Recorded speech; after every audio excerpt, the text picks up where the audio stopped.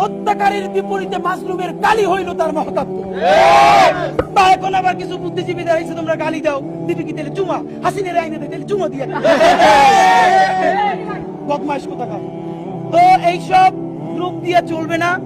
আপনাদেরকে স্পষ্ট জানাইতে চাই, আমেরিকান লবি বলুক, দিল্লির লবি বলুক, কোন লবিতে আমার 1400-র অধিক শহীদ তার রক্তের সাথে মুনাফিকি কইরা বাংলাদেশে হাসিনার বিচার করার আগে নির্বাচন অবশ্যই হওয়া লাগবে, কিন্তু তার আগে বিচার নিশ্চিত করতে হবে।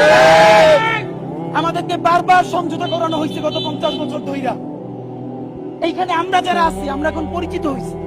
হয়তো এমন হইতে পারে এই দেশে গণহত্যা নাইমে আসলে আমাদেরকেও কোনো একটা দেশ অ্যাম্বাসিতে জায়গা দিতে পারে। কিন্তু ভাবেন যে এই ভ্যানওয়ালা, সবজিওয়ালা, এই যে আমার পাশে এক ভাই আছে গুলি খাওয়া 4 তারিখে, একটা পা এখনো কৃত্রিম পা লাগানো।